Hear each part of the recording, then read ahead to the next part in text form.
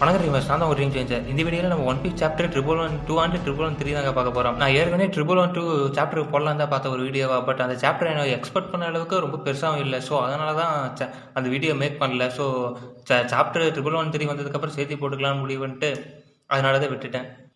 So அதனால் இப்போ 2 சாப்டரையும் ஒரே வீடியோவாக பார்த்துடலாம் வாங்க. அந்த சாப்டர் 112 113 வந்து ஒரு ஹைப்லேயே முடிச்சிட்டார். ஒரு யாருமே எக்ஸ்பெக்ட் பண்ணாத அளவுக்கு ஒரு ஹைப்லேயே ஒரு சாவுங்கடா அப்படின்ற மாதிரி முடிச்சிருக்காரு. என்னடா நீ சொல்ல வர அப்படின்ற மாதிரி முடிச்சிருக்காரு.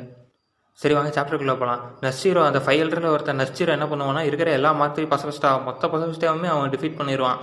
அதுக்கப்புறம் எல்லா மைண்ட்ஸும் சொல்லுவாங்க, எல்லா பசவிஸ்டாவும் கதை முடிஞ்சிருச்சு, ஸோ நம்ம இன்னும் திருப்பி அட்டாக் பண்ண ஆரம்பிப்போம் அப்படின்னு சொல்கிறாங்க. அதுக்கப்புறம் நம்ம எம்பரர் ஸ்ட்ராகர் லூஃபி எஸ்கேப் ஆகவே விடக்கூடாது அப்படின்னு சொல்கிறானுங்க. அதுக்கப்புறம் நஸ்டீரோ என்ன சொல்கிறான்னா, போனி இங்கிருந்து வர்றது ஒரு பெரிய டிசாஸ்டரு, அவள் 12 வயசு பொண்ணே இல்லை, அவகிட்ட போய் ஒரு நேஷனல் அழிக்கிற அளவுக்கு பவர் இருக்குது, ஃபூலிஷ் வேகப்பங்க், அறிவே இல்லாத வேகப்பங்க் அப்படின்னு சொல்லி நஸ்டீரோ வேகப்பங்கை பிடிச்சி திட்டிகிட்டு இருப்பான். அதுக்கப்புறம் காசியும் ஓமியும் என்ன சொல்லுவானுங்கன்னா, நம்ம எப்படியோ ஷிப்புக்கு போகணும், பெரிய தலைகளாக வந்துட்டாங்க, 5 எல்ட்ரஸ் வந்துட்டானுங்க போல அப்படின்ற மாதிரி பேசி அவங்க எஸ்கேப் ஆக வெளியே பார்ப்பானுங்க. நம்ம மரைன்ஸும் சும்மா இல்லாமல் அவனுங்க ஜெயின்ஸ் வந்து கப்பலுக்குள்ளே அவனுங்க கப்பலை நம்ம முழுகடிக்கணும் அப்படின்ற மாதிரி அவனுக்கு பிளான் போடுறானுங்க. அதுக்கப்புறம் போனியும் ஃப்ராங்கியும் இங்கேருந்து தப்பிச்சு போயிட்டு இருப்பானுங்களா. அப்புறம் வைஸ் அட்மிரல் டெத்தின் வந்து அட்டாக் பண்ண வருவான், நான் இங்கேருந்து உங்களை போக விட மாட்டேன் அப்படின்ற மாதிரி அட்டாக் பண்ண வருவான். அதுக்கப்புறம் ஃப்ராங்கி வந்து என் பாதியிலிருந்து விலகு அப்படின்ற மாதிரி ரெட் கிங்கை பார்த்து சொல்லுவான். ரெட் கிங் என்ன பண்ணுவான்னா, ஸ்டீம் ஸ்ட்ராங் அப்படின்ற ஒரு அட்டாக் விடுவான், இங்கேருந்து உன்னை போக விட மாட்டேன் அப்படின்னு சொல்லி.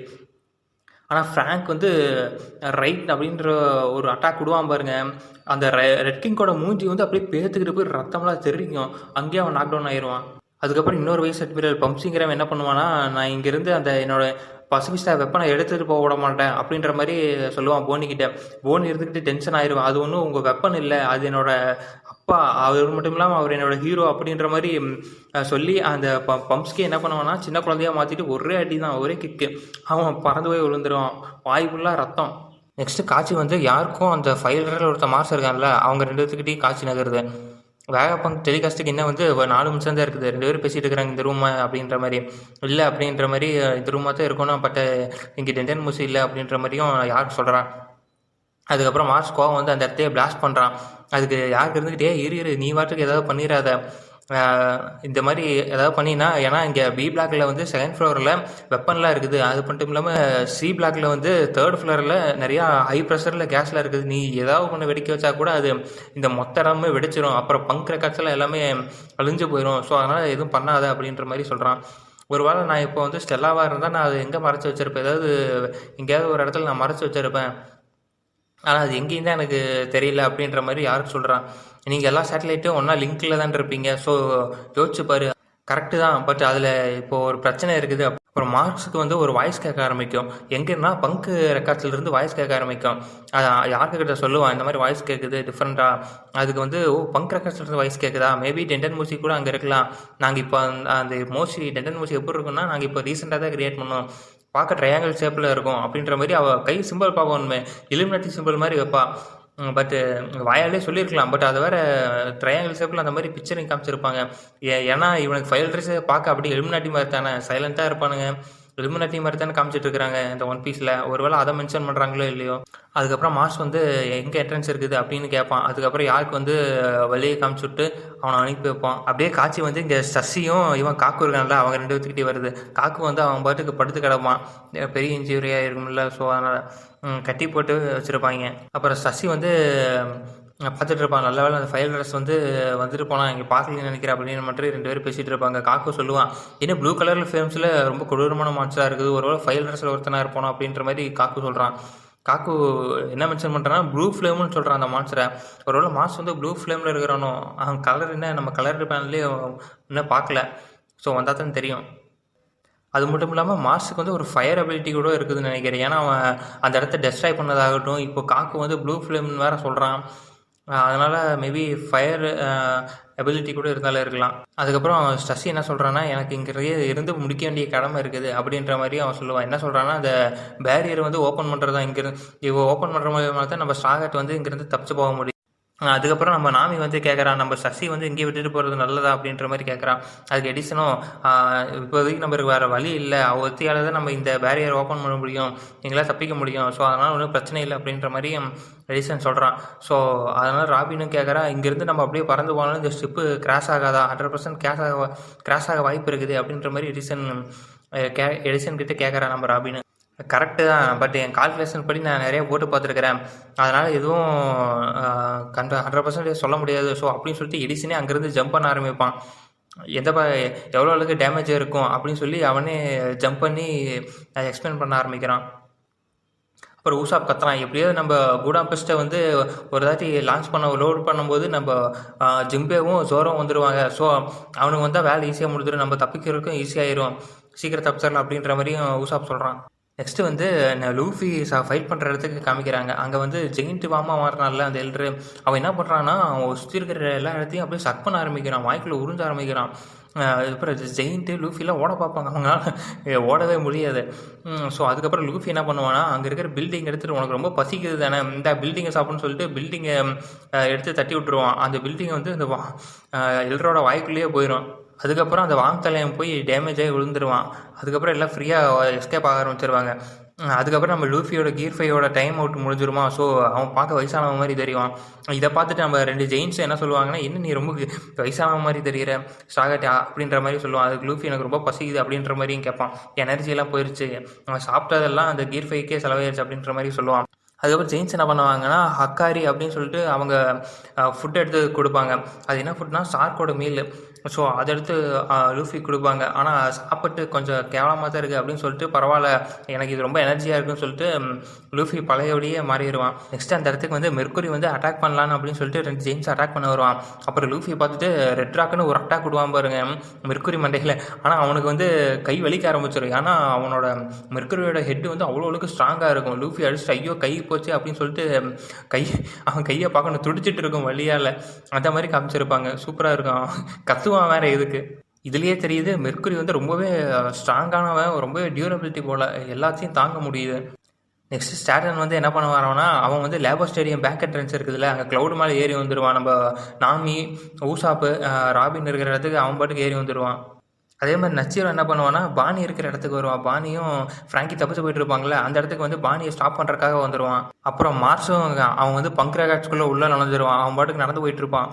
திடீர்னு அவன் மேலே பார்த்து எதையோ ஷாக் ஆகிற மாதிரி அதை முடிச்சிருப்பாங்க. அது மட்டும் இல்லாமல் இன்னும் அந்த டெலிகாஸ்ட் ஆகிறதுக்கு இன்னும் 1 நிமிஷம் தான் இருக்குது அப்படின்னு சொல்லி முடிச்சிருப்பாங்க. நெக்ஸ்ட் அப்படியே நம்ம சாப்டர் 3 போயிடுவாங்க. அப்படியே பங்க் ரெக்கார்ட்ஸ் தான் காமிக்கிறாங்க, லார்ஜஸ்ட் பெயின் அப்படின்னு சொல்லிட்டு காமிக்கிறாங்க. அதுக்கப்புறம் நம்ம மார்ஸ் வந்து பார்த்துட்டு இருப்பாங்க, இதை போன சாப்டரில் என்னத்தையும் மேலே எட்டி பார்த்துட்டு இருப்பான். அதே மாதிரி என்னென்ன எட்டி பார்க்குறான், அதுக்கப்புறம் தான் தெரியுது இது அவனோட உண்மையான ஃபார்மாக வேகா பங்க் அப்படின்ற மாதிரி பார்க்குறான். அதுக்கப்புறம் இன்னும் 30 செகண்ட்ஸ் தான் இருக்குது அந்த போட்காஸ்ட் நடக்கிறதுக்கு. மார்ஸ் பார்த்துட்டு இருப்பான். அது என்னென்னு பார்த்தா 7ஆம் அறிவில் சூர்யாவை போட்டு அந்த கிளாஸ் சேம்பரில் வந்து இது டெஸ்ட் பண்ணிகிட்டு இருப்பாங்களா, அதே மாதிரி நம்ம வேகா பங்கோட பிரெயினையும் போட்டு அங்கே உள்ளே அடைச்சி வச்சுருப்பாங்க. பார்க்கவே அப்படியே பிரம்மாண்டமாக இருக்கும். மாஸ்டர் கேட்பான், இது ஒருவேளை உன்னோட கான்சியஸோட வீடே இதான் உன்னோட கான்சியஸா அப்படின்ற மாதிரி மார்ஸ் கேட்பான். அதுக்கப்புறம் மார்ஸ் என்ன பண்ணுவான்னா, அங்கே இருக்கிற ஜென்டல் மோசி டிரான்ஸ்போர்ட்டர்ஸ் நெய்மில் இருக்கும், அது என்ன பண்ணுவான்னா அதை உடச்சிருவான். உடச்சதுக்கப்புறமும் அது வந்து இன்னும் போட்காஸ்டிங் நடந்துகிட்டு தான் இருக்கும். அப்புறம் மார்ஸ்க்கு புரிஞ்சிடும், அப்போ எது இல்லை போல் நம்மளை ஏமாற்றிட்டான் வேகா பங்கு அப்படின்ற மாதிரி மார்ஸ் வந்து டென்ஷன் ஆவான். நெக்ஸ்ட்டு வந்து ஒரு வில்லேஜாக காமிக்கிறாங்க, அந்த போட்காஸ்ட் நடந்துருக்குதுல்ல. ஸோ ஒரு வில்லேஜாக காமிக்கிறாங்க அவங்களோட ரியாக்ஷன் அப்படின்ற மாதிரி. ஃபஸ்ட்டு ஊசாப்போட வில்லேஜ் சைரப் வில்லேஜ் இருக்குல்ல, அதை தான் காமிக்கிறாங்க. அங்கே வந்து காயா வந்து 3 அந்த பசங்க இருப்பாங்களே, அவங்க கூட பேசிகிட்டு இருக்கிறாங்க. உங்ககிட்ட இருக்குதா, உங்ககிட்ட தான் இந்த ஊரில் நீங்கள் தான் பெரிய ஆள், நீங்கள் தான் வச்சுருப்பீங்க நான் நினச்சேன் அப்படின்ற மாதிரி கேட்பாங்க. என்னென்னு பார்த்தா அந்த வீடியோ ட்ரான்ஸ் பண்ணுற ஸ்டைலில் தான் அவங்க கேட்டுகிட்டு இருப்பாங்க. என்கிட்ட இல்லை, என்கிட்ட இது தான் இருக்குது அப்படின்ற மாதிரி காயா சொல்லுவாங்க. அது மட்டும் இல்லாமல் இந்த வேகாப்பங்க் வந்து ஒரு மெடிக்கல் ஃபீல்டில் அவர் தான் லெஜெண்ட் அப்படின்ற மாதிரியும் சொல்லுவாங்க. காயாவோட இவர் அசிஸ்டன்ட் இருக்கார்ல, நம்ம டீ போட்டு விட்டா அப்படின்ற மாதிரி டோர் பக்கத்துலேருந்து கேட்டுட்டு இருப்பார்.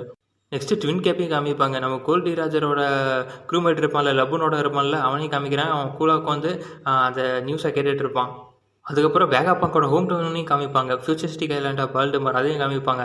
அங்கே இருக்கிறவங்களாம் பேசிக்குவாங்க, நீ உண்மையிலேயே இந்த இடத்துல பிறந்தவனா, உங்களால் எனக்கு பெருமை அப்படின்ற மாதிரி பேசிகிட்டு இருப்பாங்க. அதுக்கப்புறம் நம்ம ஃப்ராங்கியை வந்து நைட் மேர் ஆஃப் பால்டிமோர் அப்படின்ற மாதிரி சொல்லுவாங்க. எதனால் அப்படி சொல்கிறாங்கன்னு எனக்கும் தெரில. நெக்ஸ்ட்டு சாப்பர் வந்து 2 வருஷம் ஸ்பெண்ட் பண்ணல பேர்ட் கிங்டம்ஸில் அந்த இடத்தையும் காமிப்பாங்க. அங்கே இருக்கிறவங்களாம் அவங்களும் டிரான்ஸ்போர்ட்டர் ஸ்மெல்லை வச்சு வேகாபங்க்காக காத்துட்ருப்பாங்க. இப்படியே எல்லா ஐலாண்டில் இருக்கிற எல்லா மக்களும் வேகாபங்க் போட் டெஸ்டிங்காக தான் ரெடியாக காத்துட்ருக்குறாங்க. வேகாபங்க் இந்த தாட்டி என்ன சொல்ல போகிறாரு, இவர் பெரிய ஆளாச்சே, இவர் சொன்னால் பெரிய விஷயமா தான் இருக்கும் அப்படின்னு சொல்லிட்டு அவர் கேட்க ஆரம்பிப்பாங்க எல்லாருமே. நெக்ஸ்ட்டு மார்ஸுக்கு வந்து கோவம் வந்துடும். ஏன்னா அந்த டிரான்ஸ்போர்ட்டர் ஸ்டெயின் இல்லை அப்படின்னு தெரிஞ்ச உடனே அவன் வந்து சுனாடே ஃபார்ம் எடுத்துகிட்டு அவன் வந்து பறக்க ஆரம்பிச்சிருவான். அங்கே பங்க் காலத்துலேருந்து பறக்க ஆரம்பிச்சிருவான். எல்லா எல்டர்ஸுமே அவங்ககிட்ட கம்யூனிகேட் பண்ண ஆரம்பிப்பாங்க. என்னாச்சு மார்ஸ், உன்னை நம்பி தானே விட்டான், என்னாச்சு, என்ன டிரான்ஸ்போர்ட்டர் போட் கேஸ்டிங் ஆகிட்டு இருக்குது, என்ன தருகலை அப்படின்ற மாதிரி கேட்பாங்க.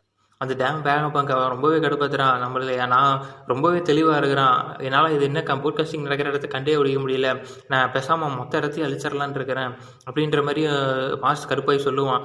அதுக்கு இருந்துக்கிட்டு எல்லா எல்ட்ரஸும் இல்லை நீ அப்படி பண்ணக்கூடாது, ஏன்னா மதர் ஃப்ளேமுக்கு உண்டான இடத்தையும் நீ சோர்ஸையும் அழிச்சிட்டின்னா மதர் ஃப்ளேமை நம்ம திருப்பி வர வைக்க முடியாது அப்படின்ற மாதிரி சொல்லுவானுங்க. அதுக்கப்புறம் சாஞ்சி வந்து வேகப்பங்க தூக்கிட்டு ஓடிட்டு வந்துட்டு இருப்பானா, திடீர்னு அவனுக்கு வந்து ஒரு அழுகிற குழந்தை கேட்கும். அதை பார்த்துட்டு ஒரு ஒரு அழகான பொண்ணு வந்து அழுதுட்டுருக்கிறா, கண்டிப்பாக போனியாக தான் இருக்கணும், போனிக்கு எனக்கு அவனோட உதவி தேவை அப்படின்னு சொல்லிட்டு கத்திட்டு வந்துட்டு இருப்பான். யாருன்னு பார்த்தா நஸ்ஸீரோ தாங்க அங்கே போனி அட்டாக் பண்ண போகிறது. ஃப்ராங்கி வந்து முன்னாடி நின்றுட்டு போனிக்கு முன்னாடி நின்றுட்டு நீ தள்ளி போய் அவனை நான் பார்த்துக்கிறேன் அப்படின்னு சொல்லி அவன் அட்டாக் பண்ணுறது வந்து தடுக்க பார்ப்பான். நச்சிரம் வாழை வச்சு அட்டாக் பண்ண வருவான். நம்ம ஃப்ராங்கி வேகமாக வந்து அவன் பவுட்டை பார்த்து ஒன்று விடுவான் பாருங்க, பல்லு ரத்தம் எல்லாம் தெரிச்சுக்கிட்டு போகும். இங்கே ஹீரோய்க்கு என்ட்ரி நான் தான் கொடுக்கணும் அப்படின்ற மாதிரி சொல்லிட்டு ஒரே கேக்கு தான். அதுக்கப்புறம் நச்சிரோவுக்கு வந்து கோவம் வந்து அவன் ட்ரூ ஃபார்மாக எடுத்துடுவான். ஃபுல்லாக அந்த ஹார்ஸ் ஃபார்ம் எடுத்துகிட்டு சாஞ்சியை வந்து அப்படியே கடிப்பான். சாஞ்சியை கடிச்சதில் அவன் வேகப்பங்க கீழே விட்டுருவானா, கீழே விழுகிற வேகப்பங்க வந்து எப்படியோ இவன் அட்லஸ் பிடிச்சிருவான். அதுக்கப்புறம் சாஞ்சி மாட்டிகிட்டு இருப்பான் தெரியுமா அவன் வாயில். நம்ம காசியும் ஓமியும் என்ன பண்ணுவானாங்கன்னா, நீ கீழே பிடி நான் மேலே பிடிச்சிக்கிறேன் அப்படின்னு சொல்லிட்டு கழுத்து ஒரு பக்கம் இவன் காலு கீழே ஒரு பக்கம் 2 பேரும் பிடிச்சி அப்படியே சாஞ்சியை ரிலீஸ் பண்ணி விட்டுருவாங்க. சாஞ்சி அதிலேருந்து எப்படியே எஸ்கேப் ஆயிடுவான். நெக்ஸ்ட்டு சொல்கிறீப்பானி கோவம் வந்து அவன் வந்து லூஃபி வந்து ஜெயிண்டாக மாறினால பெருசாக, அதே மாதிரி போனியும் பெருசாக ஜெயிண்டாக மாறுவாங்க. ரிச்சர் ஃபியூச்சர் கேம் ஜெயின் ஃபியூச்சர் அப்படின்னு சொல்லிட்டு ஒரு அட்டாக்கு அப்படின்னு சொல்லிட்டு பெருசாக ரொம்ப மாறுவான். எப்படி லூஃபி பெருசாக மாறினாலும் அதே மாதிரி மாறுவான். அவனுக்கு ஜெயின்ட்டு நச்சீரோலாம் பார்த்துட்டு ரொம்ப ஆச்சரியப்படுவாங்க. இப்படியே போனால் கதிக்காகுது அப்படின்னு சொல்லுவான் நச்சீரோ. நெக்ஸ்ட்டு சப்போர்ட் ஆர்கபிளோ, அதுக்கப்புறம் சீசர் இருக்கிற இடத்துலலாம் காமிப்பாங்க. சீசர் இருந்துக்கிட்டு நீ என்ன பொய் சொல்கிறியா அப்படின்ற மாதிரி சொல்லுவான். நீ சாகக்கூடாது, அப்படி இல்லைன்னா நான் எப்படி உன்னை சப்ரஸ் பண்ணுறது அப்படின்ற மாதிரி சீசர் கத்துருவான். அதுக்கப்புறம் நான் பேப்பர் போடுறதில்ல அந்த பறவையை பார்த்துட்டு ஷாக்காகும். இப்படி போச்சுன்னா நாங்கள் எப்படி பிரிண்ட் பண்ணுறது அப்படின்ற மாதிரி அது ஒரு வாக்கில் அது. நெக்ஸ்ட் அந்த சேட்டன் இருக்கனால அவன் வந்து நாமி ராபின் இருக்கிற இடத்துக்கு வருவான்ல, ஸோ அதே மாதிரி வருவான். வந்துட்டு நீ தான் நிக்கோ ராபின் தானே அப்படின்ற மாதிரி சொல்லுவான். அதுக்கப்புறம் நிக்கோ ராபினுக்கு அந்த வாய்ஸ் அப்போ தான் ஞாபகம் வரும். ஒகாராவில் இந்த வயசு தானே அந்த மாதிரி கேட்டது, இவன் தானே அந்த கமெண்ட் கொடுத்தான் அப்படின்ற மாதிரி கேட்டுட்டு சேட்டன் என்ன பண்ணுவான்னா, நான் ராபினை அட்டாக் பண்ண வருவான். அதுக்கப்புறம் நாமி எல்லாம் நம்ம ராபினை ப்ரொடெக்ட் பண்ணணும் அப்படின்னு சொல்லிட்டு ராபினை ப்ரொடெக்ட் பண்ணுவாங்க. நெக்ஸ்ட்டு ப்ரூக்கு, ஊசாப்பு, அதுக்கப்புறம் சாப்பரு, நாமி எல்லாம் சேர்ந்து அந்த சேட்டனை அட்டாக் பண்ணி ராபினை ப்ரொடெக்ட் பண்ணுவாங்க. பார்க்கணும் ரொம்ப ஃபன்னியாக இருக்குங்க. அந்த சேட்டனும் சொல்லுவான், இங்கிருந்து தள்ளி போங்க பூச்சிங்களா அப்படின்ற மாதிரி சொல்லுவான். நெக்ஸ்ட்டு மாஸ் வந்து யார்கிட்டே போய் கேட்பான், அந்த டிரான்ஸ்போர்ட்டர் ஸ்னேல் எங்கே இருக்குது அப்படின்ற மாதிரி போய் கேட்பான். அவருக்கு யாருக்கும் திங்க் சொல்லிட்டு அவ்வளோ மண்டையை வச்சுக்கிட்டு யோசிச்சு பார்ப்பான். இது இப்படியே போச்சுன்னா இவனை என்ன செலஸ்டியல் ட்ராகனாக மாற்ற மாட்டானுங்களே, எப்படியே யோசிக்கணும் அப்படின்ற மாதிரி அவ்வளோ மண்டையை வச்சு யோசிக்க ஆரம்பிப்பான். அதுக்கப்புறம் தலைவன் வேகப்பங்க வந்து அவன் சொல்ல ஆரம்பிப்பான், அனௌன்ஸ் பண்ணுவான். என்ன சொல்லுவான்னா, இது என்னோட கடமை, இதை பற்றி நான் உங்ககிட்ட எச்சரிக்கிறது அப்படின்ற மாதிரி சொல்லுவான். அந்த மாஸ் வந்து ஃபைல்டர்ஸ்கிட்ட என்ன சொல்லி வச்சிருப்பான்னா, யாருக்கிட்ட கேட்டேன் இந்த மாதிரி ஒகாரா இன்சிடென்ட்ஸ் 22 வருஷத்துக்கு முன்னாடி என்ன ஆச்சா ஒகாராக்கு, அந்த இன்சிடென்ட்ஸை பற்றி தான் வேகாபங்கு பேச வாய்ப்பு இருக்குது, ஸோ அதான் பேசுவான்னு நான் நினைக்கிறேன் அப்படின்ற மாதிரி பேசிகிட்டு இருப்பானுங்க அந்த எல்டர்ஸுமே. வேகாபங்கு சொல்லுவான், இந்த உலகம் வந்து கடலுக்குள்ளே முழுக போகுது அப்படின்னு சொல்லுவான். இந்த மரைன்ஸ் எல்லாம் என்னது அப்படின்னு வாயை குழப்பானுங்க. அப்படியே இன்னொரு பேனலில் காமிப்பாங்க, அங்கே இருக்கிற மர்மைட்ஸ் எல்லாம் பெரிய சூரிய வெளிச்சம் நோக்கி, அதாவது சூரிய வெளிச்சமா இல்லை அங்கே ஒரு பிளாஸ்ட் நடந்ததா என்னன்னு தெரில, அதை நோக்கி எல்லா மர்மைட்ஸும் மேலே பார்த்துட்டு இருக்குங்க. அதோட அந்த சாப்டர் 113 முடிச்சு வச்சுருப்பாங்க. வேகப்பங்க் என்ன சொல்கிறாரு, என்ன உலகம் வந்து மொத்த ஐலாண்டுமே தண்ணிக்குள்ளே வந்து முழுகுமா அப்படின்ற மாதிரி ஒரு எப்படி சொல்கிறது ஒரு ஷாக்கிங்கான விஷயத்த சொல்லி முடிச்சிருப்பார்.